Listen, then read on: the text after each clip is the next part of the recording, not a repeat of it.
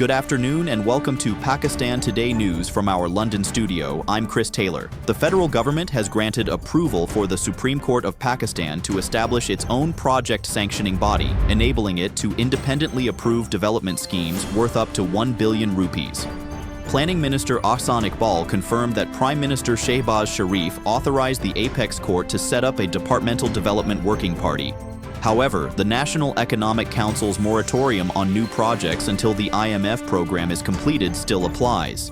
The court maintains that, as a constitutional body, it requires autonomy in conceiving and approving projects to meet its institutional needs. Lawmakers have raised alarm over reports that sensitive data of hundreds of thousands of Pakistanis, including Hajj applicants, is being sold on the dark web for as little as 500 rupees. During a meeting of the National Assembly's IT Committee, members warned that more than 350,000 records, including CNIX and SIM details, are already compromised. PTA officials confirmed the breach, while legislators criticized the government for delaying the data protection bill despite cabinet approval. The committee demanded urgent action, calling the leaks a serious threat to national security and public trust. The State Bank of Pakistan has injected more than 11 trillion rupees into the money market through both conventional and Sharia-compliant open market operations, aiming to ensure liquidity and support fiscal needs. Profit repatriation surged by 157% year-on-year in August, reaching $388 million,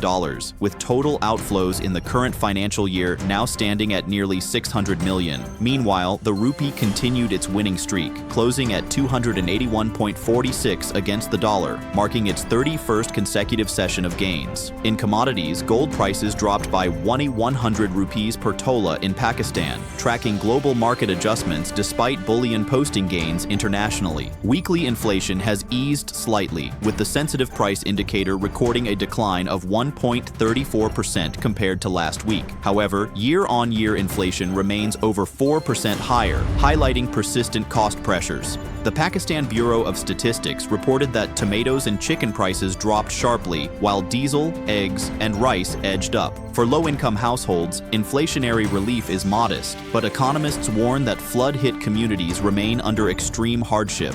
Supply chain disruptions, energy price adjustments, and seasonal factors continue to drive up living costs. Reporter Eric Westwood is at the United Nations in New York.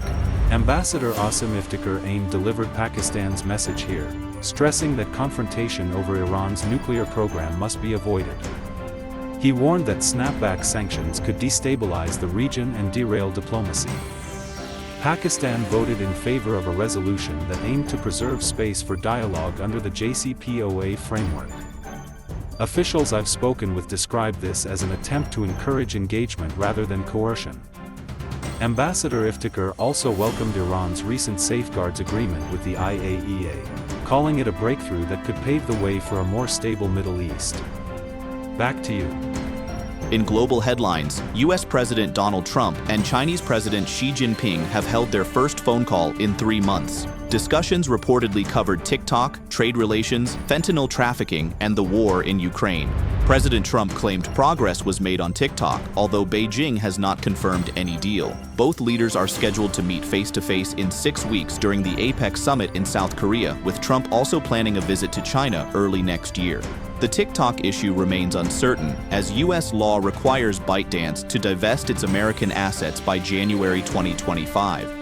And finally, ahead of their crucial Asia Cup clash against India in Dubai, Pakistan's cricket team held an important meeting to review earlier batting failures. Media reports suggest players emphasized the need to rotate strike more effectively and to improve shot selection. Bowlers highlighted the challenging conditions, but the squad assured management of a stronger performance in the Super 4 stage. Head coach Mike Hesson has expressed full confidence in the team. Pakistan qualified for the Super 4 after victories over Oman and the UAE, despite a loss to India in the group stage. That's all for now. You're watching Pakistan Today News. I'm Chris Taylor.